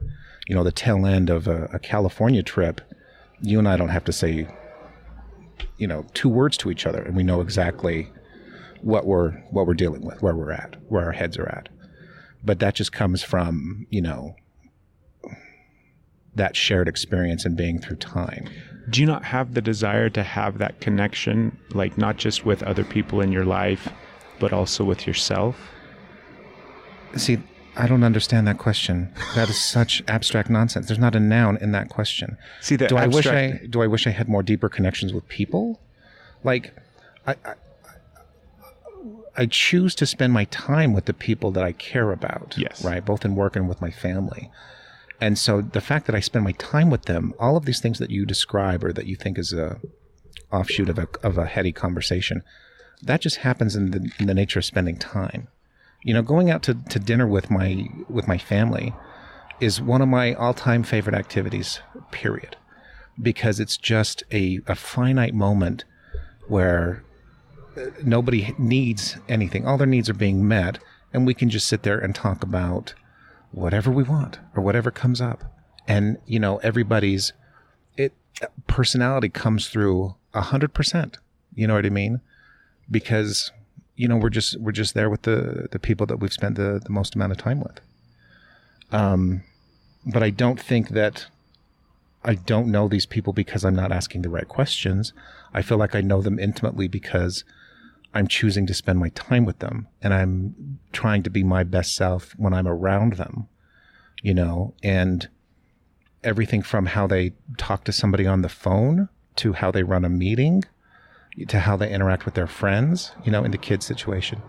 Like, that's all really telling. Like, you just have to observe. There's so much more communicated in the body language and the unspoken stuff than can ever be communicated verbally with, asking them to verbalize something. Like, I agree. Right. Okay. I agree that the body and the nonverbal communication and being in that space with other people and things like that, I agree completely that there's a lot of information that is shared in that space. Right. But there's also a level of communication that takes place with words, like right. very clearly with words, that is just as nuanced and just as deep and just as profound. I don't agree with that. I think that you are, I think that your muscle memory and your skill set for that emotional language is top shelf right now. Like, it is 100%, it's as sharp, as a razor, because that is the nature of your podcast. And that's the nature of the conversations that you have here. And so you get that kind of feedback from people. Sometimes it might feel like you're pulling teeth, the first half hour or something, but once they sit down and open up, no problem, right? Because that was a large part of your role as a cop, to get people comfortable talking about personal information with you, and everything that you've transitioned since, that's been a major part. So your ability to get to the nut and get people to verbalize that kind of stuff is second to none, right? You're super good at that right now, because that's the people that you engage with and you seek out. You're not doing man on the street type stuff. You're interviewing other hippies, right? And you've got, so it's a lot harder for somebody who's not well versed in that space to come in with that same emotional vocabulary to be able to verbalize how they feel about all these heady topics. You know what I mean? And maybe, if you had somebody that was more well versed in a religious space, it would be easier for them. You know what I mean? But part of the challenge for me is that I'm not overly religious. So I don't, that vocabulary isn't a part of my lexicon. You know what I mean? So it's not, I can't cue it up easily. Do you ever have moments where you catch yourself, like the reflection of yourself, or you see yourself in the mirror, or the mannerisms or something like that, and it reminds you of me? Oh, yeah. Yeah. I think people are going to be confused as hell because you and I sound the same. We sound the most similar. You know what I mean? Yeah. Yeah. I do that a lot. Yeah. Well, I love you. I love you too. thank you so much for coming up. Yeah. You know, I'm sorry. I'm such a bad guest to You're not to a be bad pulling guest. teeth. You're my big brother. I love it. And I think to your point, I think, you know, if we both commit to having more conversations regularly, it'll get easier to get into those weightier topics more easily, you know, versus, you know, you just want to come and talk about it. And I'm just like, you know what, let's just go do something and that will all come out. You know what I mean? Because, you know, observational versus verbal data. Yeah. We need to go hiking. You need to come out. Yes. And we can hike up to we'll do a hike at your place. to the lake. We'll do a hike at my place. You know just what I mean? bought a, and you'll get to know the true me. but we were driving back the other day from Steph's parents' house. And so that's clear up the top of, I don't even know what pass. It's the pass that goes up over to Dugway. Mm-hmm. And so we drive all along the mountain range as we're headed there and coming home and everything. And we're driving along and I get a look at those beautiful mountains that we grew up at. And I'm sitting there thinking, and I decided in the moment, because I was talking to Asher as a way to kind of distract him because he's bouncing off the walls on the car ride. Mm-hmm. And I start talking to him about stuff. And I realized after a moment of talking to him, I'm like, I've got this plan now. Once school wraps up in a few weeks and summer's, you know, here, I'm going to take him out for an overnighter. We're going to hike up to the lake and pitch a tent and just him and I, we're going to go through that experience. Because I think it's going to be really, really awesome. But the reason I bring it up is, like, you know, that's something that you and I have talked about sporadically over the years, here and there. Mm-hmm. And like, it's something that we've never fucking done. Nope. And it's really asinine. And it's so easy. Do you know what I mean? It's going to be easier now that our kids are older. For sure. Yeah, but the times that we were hot on it and talking about it, it was not easy.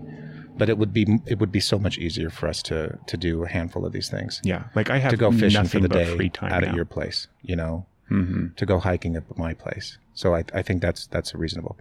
Tell me about the smoking. That's something that I want to know. I've had how many? Let's see. I don't know. 2, 4, 5. I'm on my 6th cigarette now during this interview. And it's killing me to not have a cigar because I like to do cigars out here on the deck. Mm-hmm. But it's so damn hot. Why the smoking? I'm addicted to it. Right. No, I understand that. I started smoking when I was in Minnesota. Uh-huh. So we're coming up on 20 years of smoking. But intermittent, like you've gone through long periods of time where you haven't smoked. Is that correct? Yeah, I had periods of time where I think the longest stretch that I probably went without smoking was probably 4 or 5 years. But that's been a long time ago. And it's been pretty consistent probably for the last 8 or 9, probably 10 years. While you were on the force? Yeah. Okay. Yeah. And I mean, how many packs a day? I probably don't smoke a pack a day. Less than a pack. Yeah. Okay. Yeah, but we the last year or so we stopped fucking around because we would just go down and buy 4 packs at a time, and we just buy cartons now. We don't even fuck around anymore. God, you're one of those guys. Yeah, and it's terrible, and I know it is. It's one of the last little things in my life that I'm going to let go of and change. I mean, everything else has been such a transitional phase for the past 3 years, and this is one of the last ones. Everything else is coming into this incredible balanced place. My body, my mind, my emotions, my spirituality, my relationships, my focus and direction in life, all of these different things. And smoking is just the one little last thing. I haven't had a drink since December. Oh, really? And before that, it was... That was going to be my next question. It was August before that. And the only reason I had any in December was because it's when I was in Ireland. Well, and you got to. I mean, we had to go have pints at Guinness. Required for the visa. It was very much required of me at the time. And I gladly drank 3 or 4 pints. And, but other than that, I just haven't had any alcohol. And it wasn't even a conscious thing. It wasn't like a goal. It wasn't something that I set out to do. It just simply became something that wasn't needed anymore. Steph and I used to very regularly relax at the end of the day with cocktails. And that was pretty consistent for a while. Or yesterday I was outside doing yard work all day long. Normal for me to go and buy a 12 pack and finish off probably 6 or 8 of them. And I just don't have the need for it anymore. And it's not like if something else comes up and I want to have a drink, I'm going to drink. It's not something that I, intentionally not doing. Yeah. It's just, I literally don't care. We haven't had soda in almost a year. So I haven't had any soda Yeah, or you're eating a lot carbonation. healthier too. I know you've lost a ton of weight, and you're eating much healthier, right? Mhm. You're doing the no carb. Mm-hmm. Yeah. But yeah, the smoke's just hanging on. And it's a coping mechanism and it's a de-stressor. And those are excuses for it. The reality is I'm just straight up fucking addicted to it. Mm-hmm. Where, I'm not awake for much more than about 15 or 20 minutes in the morning before I have my first smoke. God, I can't imagine that. Yeah. But I That still, sounds horrible. like right now, I could still go run 3 miles. Uh-huh. Yeah, I believe that. I could. I don't doubt it. Do you know what I mean? Keep in mind, we're at a much higher elevation here in Ogden. When I went on that expedition, they were all concerned about the elevation and, oh my God, it's going to be so hard because of the elevation. And yeah, the peak that we summited was like 13,000 feet, Mm-hmm. but I think Grantsville's at 5. Mm-hmm. So elevation wasn't an issue, but I don't know. I don't like it. It's a bad habit. It drives me nuts. I wish we didn't do it. But Part of it is that you both do it. it is. Yeah. It's Yeah. really challenging. And we were going to quit. We were going to quit at the first of the year. And then everything just went off the rails. So, but it's only a matter of time. And I see myself phasing it out. I'm not slowing down. Like when I say I see myself phasing out, it doesn't mean that like I'm starting to cut back and making conscious efforts. Fuck that. Like, Mm-hmm. It'll have to be a cold turkey kind yeah. of thing. Yeah. And that's what I did in the past too. And I don't have a problem going cold turkey. It just is what it is at this point. And I haven't allowed myself to devote time and energy and shame and guilt to it because Is that important to you to make some time to devote some guilt to it? think about the things that you want to, like right now you're overweight. I mean, barely. I don't know if you could notice from where you're at, But there's got to be some part of your subconscious or even your conscious mind where you feel a little bit of frustration and guilt over that and you beat yourself up in a sense. Again, you can't discount how big my ego is. Yeah. No, the part that feels bad about that is, how do I make a better choice today? What is that? How do I create a scenario where I'm going to be in a place to make better food or exercise choices? Yeah. Mm-hmm. And there's literally nothing stopping you. Time and energy, the classics. Just excuses. Yeah. Yeah. And I'm the same way with smoking. There's nothing stopping me from throwing that pack away and just not smoking anymore. But I don't. And I'm not planning on it, next week. This is again like what I was kind of hinting at. Like, there's so many things that we have going on and so many stresses that we have. We only have so much emotional bandwidth to dedicate to some of these issues. And that's the part of, like, that's the bigger, greater thing that I've been doing and working on within my own space. Right. So right now you're focusing on all of these other X, Y, and Z, Where I and you're don't just have letting the those slack stresses out anymore. on the smoking. Yeah. So once everything else around you, the periphery is locked down, then you'll have the resources to say, you know what, let's deal with the smoking now. Because those are the excuses we tell us. Like this whole bandwidth thing that you've been referring to, like that's an excuse. It's 100% not an excuse. It is, because you limit yourself to, well, I only have, I've only got 10% of my bandwidth or 100%. And right now, 95% of it is taken up with family, children, work, all these other things. So that Right. only leaves me 5%. And I just don't have enough to fill that 5% up. That's an excuse, because the fact is we'll just use 100%, even though the fact is that amount is limitless, right? We have the... No. That amount really is do. not limitless. We really do, though. When you start to tap into it, you realize that, the human body itself and the capacity that it has to do huge amounts of not just strenuous things, but taxing things, and like the ability of what we can hold up at one time is limitless. But we limit ourselves to thinking that's totally not true. Well, then you got to lift some more. Like, You got to realize that you can actually. no, it's a zero-sum game. You It's only not. have so much emotional energy and decision-making skills at any given day. No, You we can't. limit ourselves to it. I don't. It's a muscle that can be stretched. Right up here, I was listening to a podcast, and the guy that's on it runs ultra marathons. He essentially runs a marathon a day, and then he'll go through a period. He'll have races that Yeah, come I'm not up. talking about physical body stuff. Okay, but they're all interlaid. They're all interconnected. It's the same. It's the same structure and dynamic where we can push our physical bodies further than we think we can. We can do the same thing with emotional mental and spiritual. But there's only so many hours of the day. Like this guy that spends running, those are hours that he's not spent doing something else. Correct. Yeah, it's where we choose. So it's not. Yeah, we're saying the same thing, I think. Like I agree. I agree that you're an idiot and that this marathon guy's an idiot, and that what I'm doing is awesome. Yeah. So yeah, I think we got there. I think we're saying the same Roundabout way. Yeah. Well, thank you, man. Craig, it's a lot of fun. It's so much fun to work with you in this space and to see the professional, way that you conduct this podcast. And I'm proud of you and I love you and I'm so excited to be a part of it. Thank you. So, you betcha. We didn't get a chance because I was going to ask you about the shift and change in job and everything. We don't have to go into it, but we can do a marketing 101 later. Just throw out one. If people wanted to find out what you're doing right now. Right now I am selling classic sports cars. It's called Ornata Motors, ORNATA, ornatamotors.com. And it's a vehicle based on the classic 65 Cobra. Those Steve McQueen, mid-60s, hot European inspired race cars. And so we're building those here in Ogden now. So anybody that wants to have that kind of classic race car driving, I mean, it looks and it sounds like a race car, but you could take it to go get a gallon of milk.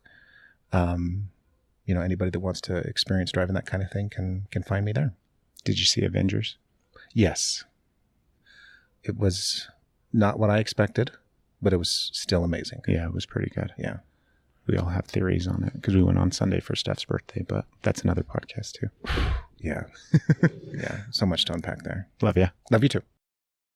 I definitely think as the oldest, I had a little bit more of a burden to be the good example, to walk the straight and narrow, to be a little bit more of a helper and support. So if there was ever a church of, hiking with your sons, sign me up.